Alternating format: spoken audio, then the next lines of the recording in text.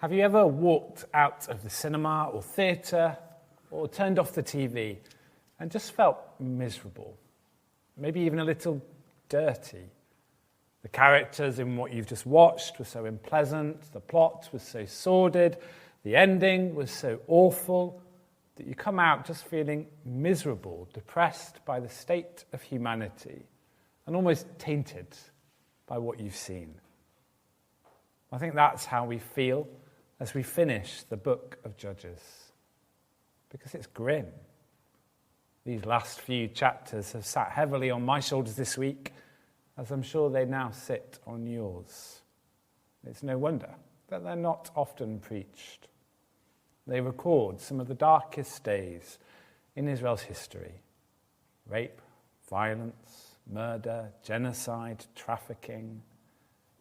If it were to be made into a film, it would certainly be an 18. You'd have to be very thick-skinned to not be affected at all.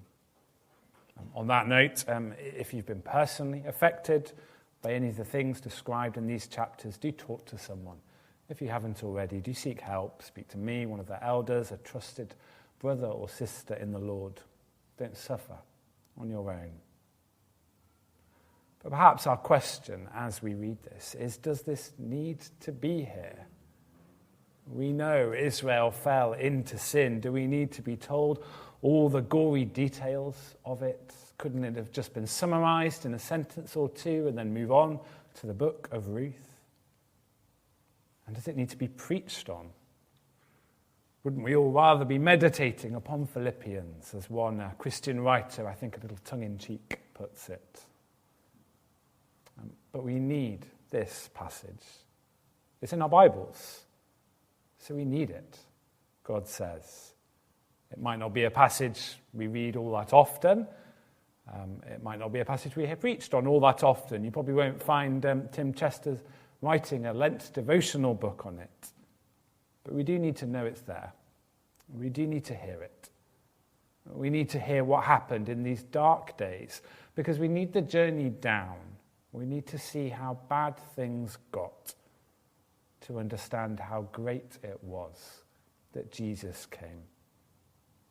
It's perhaps just a little bit like the alcoholic, the addict. They need to see how bad their relationship with alcohol or whatever drug it is has become to see that they need help.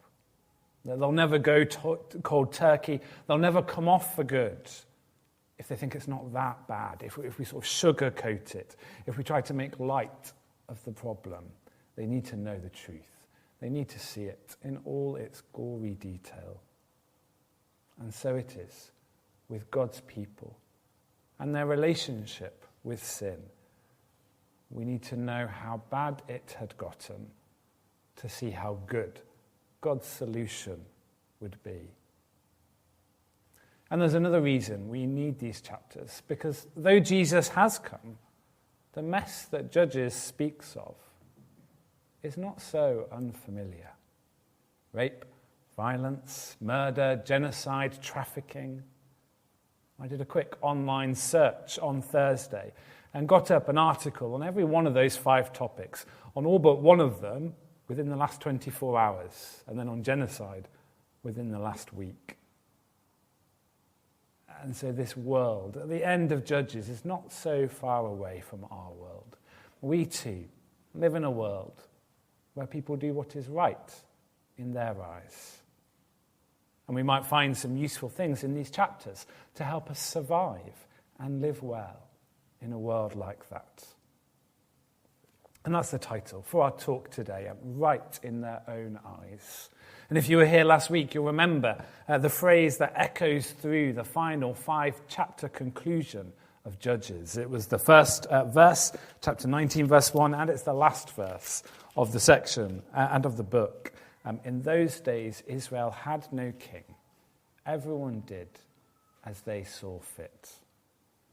And these chapters show us what a people who lack a human king and ignore their divine king get up to as they do whatever seems right to them, paying no attention to what God had said in his word. Sometimes probably genuinely thinking that they were doing good, that they were doing the Lord's will, like Micah was, as we considered with the children just now, and at other times surely knowing that they were not doing anything good. Last week in chapter 17 and 18, we saw that how that applied to the world of worship, their religious life, how they lived alongside God, doing what was right in their own eyes. And in these 3 chapters, we see how it applied to their morality, how they lived alongside each other, doing what seemed right in their own eyes. And we've got a long way down to go first, but stick with it. Because when we get to the other side, my prayer is that we will see in even greater beauty how glorious the good news of Jesus is. The last 3 chapters of Judges are structured, I think, around 2 big problems that Israel face. As we can have the first slide up. 2 big problems Israel face, and they're right in their own eyes solutions to them. The first problem occurs, won't surprise you from what Lindsay read, at the end of chapter 19. And there's a second problem at the beginning of chapter 21. But let's go right back to the beginning. We begin with this Levite from Ephraim who takes a concubine sort of kind of long-term girlfriend or mistress, someone with a higher status than your average slave, but a lower status than a wife. But they fall out. This concubine is unfaithful. She goes back to her parents who live in Bethlehem. After 4 months, the Levite gives up his pining weight and he goes to Bethlehem to try to win her back. And it seems to go well. She and her father welcome him into her father's home. He offers her abundant hospitality and delays their return journey by several days. But finally, they set off quite late in the day because the father-in-law's delayed it again. And they set off home one afternoon. But it's too late in the afternoon and the evening to get all the way back to the hill country of Ephraim. And so they're going to have to stay somewhere overnight. And there weren't any premier inns or B&Bs or guest houses, so they were reliant upon hospitality, upon someone taking them into their house.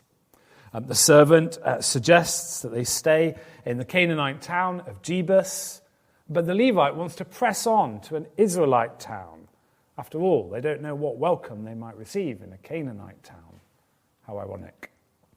So they go a little further and they get to the town of Gibeah, a town that was part of the Israelite tribe of Benjamin. They're on home turf. But hospitality is in short supply. They're left waiting in the city square of Gibeah for hours until an old man, who also happens to be from Ephraim, not a Benjamite, he takes them into his house. And he looks after them. The wine is flowing, the cheese course is on its way out, when they hear a pounding on the door. It's the men of Gibeah. But they've not come now to offer their hospitality to the Levite and his party. They've come to take. They demand that the Levite be offered up to them so they can have sex with him. The old man, their host, is disgusted at this vile thing they want to do to his guest. So he offers them his daughter and the Levite's concubine for them to do with those 2 women whatever seems right in their eyes. But the men won't listen. They want the man. And in the end, in chapter 19, verse 25, the man took his concubine and sent her outside to them. And they raped her and abused her throughout the night. And at dawn, they let her go. All night long. I dread to think how many men took a turn. It's like the case of Giselle Pellico, but a shorter period of time and with her full knowledge of what was being done to her. Where's our Levite while all this is going on? Well, verse 27, he's gone to bed. The next morning, he gets up, showers, gets dressed, packs his suitcase, and seems to be about to be on his way to continue his journey, and then almost trips over his concubine on the doorstep with her hand reached out to the threshold. If only there was someone in this house who would have helped her. Was he even going to wait to check what had happened to her before he left? Get up, let's go. He barks, maybe presuming that she's passed out drunk on the doorstep. And then when she doesn't respond, he takes her home and cuts up her dead body into 12 parts and sends them out, one to each tribe, a head for Judah, a lower arm for Dan, an upper leg for Zebulun. It's horrendous. This was a dark night in Israel. There were two problems in this passage. And the first was that a wicked deed was done in the town of Gibeah. Into chapter 20, the dismembered corpse gets the reaction the Levite was hoping for, and the whole nation gathers. This is a bigger gathering than we've seen at any other point in the book of Judges. The Levite says his piece, though he omits to mention the part that he played or show any compassion towards the dead woman, and he demands to know what the nation will do in response. Without consulting the Lord or investigating what's happened, the other tribes rise up in emotion, in horror, and promise that they will give the men of Gibeah what they deserve. Astonishingly, the Benjamite tribe protect the abusers and refuse to hand them over to the nation for punishment. And so civil war begins. The Benjaminites rally 26,000 soldiers. The other 11 tribes of Israel rally 400,000 soldiers. That's where we finished what Lindsay read for us in verse 17. And then there were 3 days of battle over the rest of chapter 21. And the night before the first day of fighting, the 11 tribes of Israel go to the Lord for guidance, but they experience great defeat from the tiny Benjaminite army the next day, 22,000 of their young men killed. They go again to the Lord on that night, the night of the first night of the battle. But on day 2, they fare no better. 18,000 soldiers killed. And they go back to God that night and they weep and they wail. And before the 3rd day of fighting, this time he promises, "Go, for tomorrow I will give them into your hands," in verse 28. So they go for a 3rd day of battle. They set up an ambush. They lure the overconfident Benjaminite soldiers away from Gibeah. And when they're least expecting it, they attack and strike down 25,100 of the 26 or so thousand strong Benjaminite army. And there are just 600 warriors left alive. And then they go back and they put all the towns of Benjamin to the sword and set them on fire. Complete destruction. Just 600 warriors have survived. And the first problem is dealt with. The wicked deed done in Gibeah is punished, and Benjamin are defeated. But was this right? Did 65,000 young Israelite men across the 2 sides need to die? Did every Benjaminite town need to be wiped out? Well, God gave them the battle victory. It tells us in verse 35. The Lord defeated Benjamin before Israel.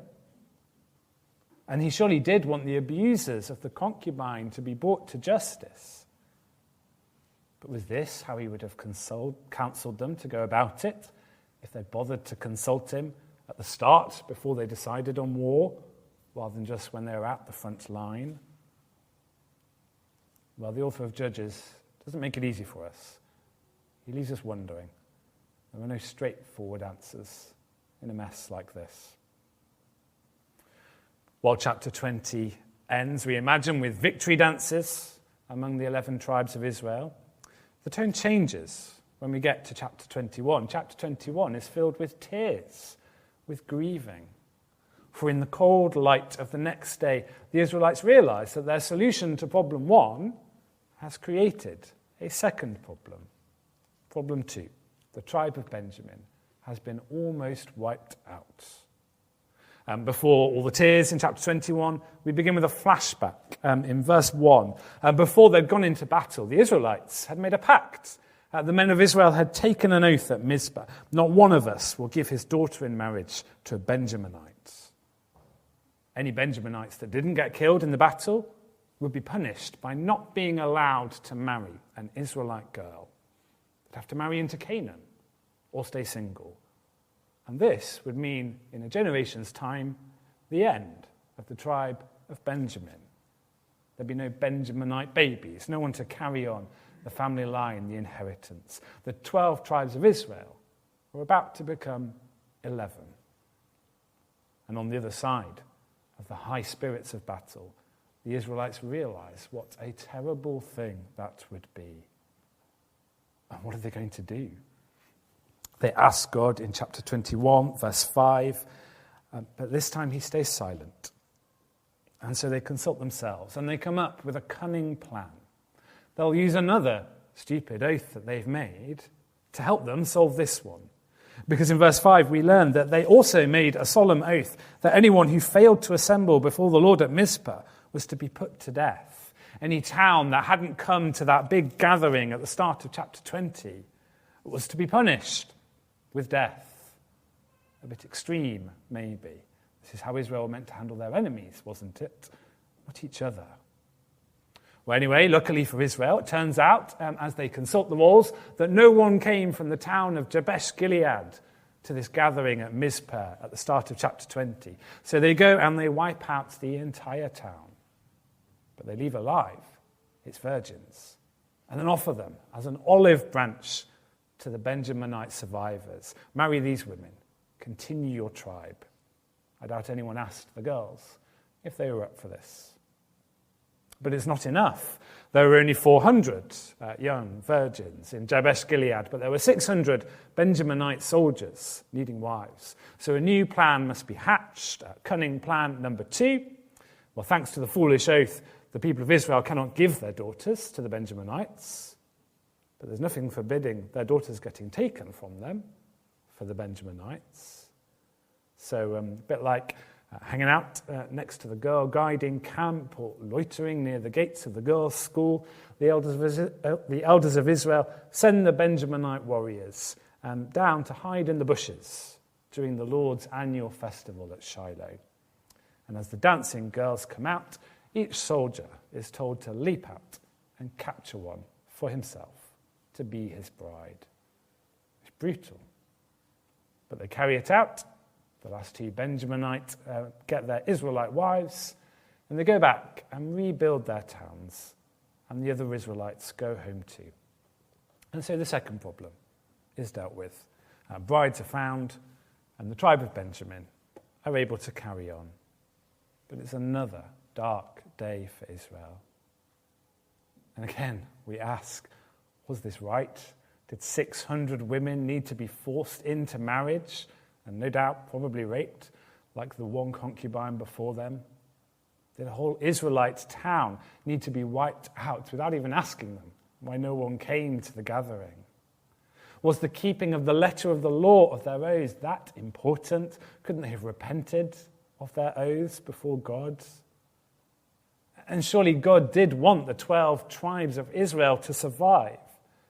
But was this how he would have had them go about it if they'd waited on him a little longer before they hatched their cunning plans? Well, again, there are no easy answers given in this mess. The Israelites face 2 big problems in this passage, but the reality is that they have a far bigger problem that they seem tragically unaware of. So our second point, the real problem Israel faced. Our questions of the characters in this story and their motives could be endless. We could be here for days. Why did this old man feel that his protection should only extend to his male guests and relatives and not to the female ones? What did the concubine think of all this? We don't hear her speak. She's just presented as a passive character. Why did the Levite go to all that effort to win her back and then just give her into the hands of his abusers and get ready to travel on the next day? Why did the Israelites think that the probable maritable rape of 600 of their own women was a fitting response to the rape and the murder of the concubine, awful as that was? But then perhaps we're not asking questions in, I think, our 10th sermon in this book, because maybe we're not seeing anything all that new. This is worse than anything we've seen in the book of Judges so far, but not by all that much. Remember the rash vow and daughter-sacrificing judge Jephthah, the not great attitude to women of Gideon and of Samson, the burning of Shechem by Abimelech. It's bad, but it's not that much worse. Or perhaps we're asking questions not of the men and the women, but of God. Where was he in all of this? How could he let it happen? How could he let things get that bad? We'll hold those questions for just a little longer, because I think there's one more echo we're meant to see. Because this isn't the first time in the Bible that visitors are brought into an inhospitable city. This isn't the first time that a man invites these visitors to join him in his house rather than spending the night in the city square. This isn't the first time that men of that city demand that the visitors be handed over to them, that they might do what they want with them. This reminds us of Sodom, the Canaanite city whose name became a synonym for sin, so wicked was it. But this is worse. The men of Sodom's appetites were not satisfied because their visitors in Genesis chapter 19 turned out to be angels who could fend them off. But the men of Gibeah got their way, if not with the Levite, at least with his concubine. And it's worse because Gibeah was not an enemy city. Did you spot the irony that they did not stop in Jebus, the Canaanite city, but carried on to an Israelite city? And that's where this happened. Some of God's own supposed people committed this awful act. One of God's own cities had now become Sin City. And I think leaving all the characters as nameless is probably the author's way of indicating that this could have happened anywhere in Israel. Gibeah was not much more wicked, not much more inclined to do what was right in their own eyes than any of the other towns in Israel at this point in its history. It would have sent a chill down its first readers' spines that this could have happened among God's own people, and it sends a chill down ours. What was Israel's real problem? Well, their real problem was that they had become just like Canaan. They didn't seem to be any more godly, good, set apart or holy than the enemy nations that God had raised them up to drive out for their great wickedness. The only way they were distinguishable from Canaan was ethnically. The sin God's people had once found in their Canaanite enemies, they now found in themselves. The battle they once brought against their Canaanite enemies, they now brought against each other. Israel had become just like Canaan, living by what was right in their own and not God's eyes. As the law at Mount Sinai had failed to save them because it couldn't change their hearts, it could only show them their sin. And so the judges had failed to save them because they couldn't deal with they could deal with their external enemies, but they couldn't deal with the sin in the people's hearts. So where was God?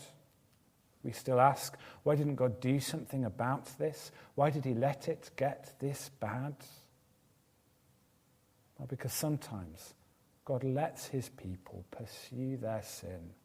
He lets them follow the desires of their hearts. He gives them what they want and what they ask for, and he weeps when they feel its consequences. In Romans chapter 1, verse 21,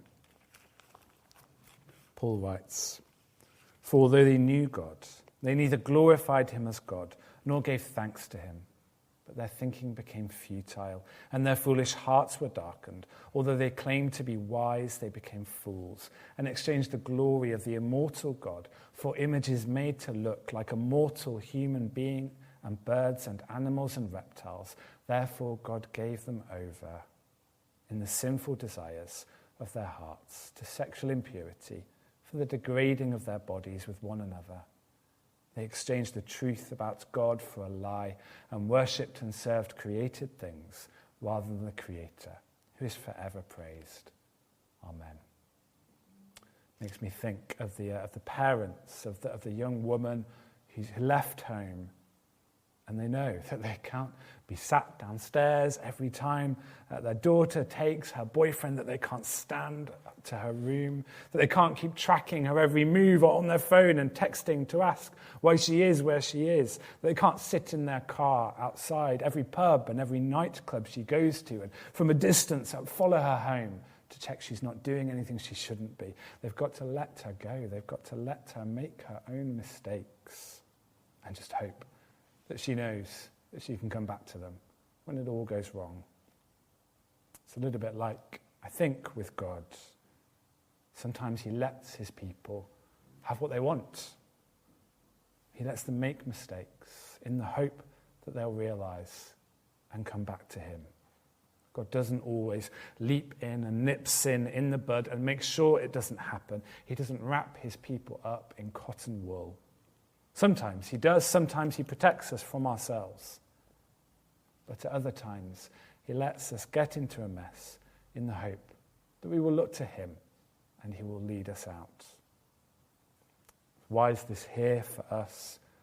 I think to warn us, in a world where not everyone does what is right in God's eyes, not to follow that path, but to be holy, distinctive, the different people of God that he's called us to be. But I think more than that, to show us that he's still there, like the parents sat up at 3 a.m. waiting for the text of the child who no longer lives with them, telling them that she got home safe, knowing that they may not get that text. God is still there. He's been there the whole time. Through these chapters, though his people have denied his rule and ignored his word and done what seems best in their eyes, he hasn't left them. He hasn't gone anywhere. And he's worked good through their mistakes and their mess. He brought justice. He punished a wicked sin. He brought peace when his people were lost in conflict. He made sure that all 12 tribes survived, though they seemed determined to destroy themselves. And he's been gracious to them, as he did in the wilderness when they betrayed him, when they hung together here as a nation by a thread, when he'd have had every right to cut that thread and give up on them and walk away. He didn't. He stayed there with them through the mess, through these grim and gruesome chapters. He made sure that they survived, that at the end of the book of Judges, they are still just about standing, still just about God's people. He was still there. God stayed with them. And what do they ultimately need? Well, they need him. Not just a human king, as the refrain that closes the book at first reading implies. The better of the kings like David, would indeed help them for a while, would lead them to the Lord for a while. But human kings wouldn't be the answer. They too were sinners, and even the best of them, like the judges, would die. They needed a better king, a better deliverer, an everlasting one. They needed God himself come down to be their king. They needed Jesus. Think for a moment, what would Jesus have done if he was in these chapters? He wouldn't have thrown his concubine out to the men. He'd have gone out there himself and offered up his own body, as he did at the cross. And he would have made a way for Benjamin to come back, not by murdering the population of a city and trafficking young girls, but by standing in the gap himself and bearing God's fiery anger, as he did at the cross. This dark book of Judges is there to make us long for Jesus, to help us to see how we need him, to help us see that it is through him alone that our sinful hearts can finally be changed. It's there to make us long for our King Jesus to return, for the day when awful events like these 3 chapters recount will never happen again. As the Bible finishes, he who testifies to these things says, "Yes, I am coming soon. Amen. Come, Lord Jesus."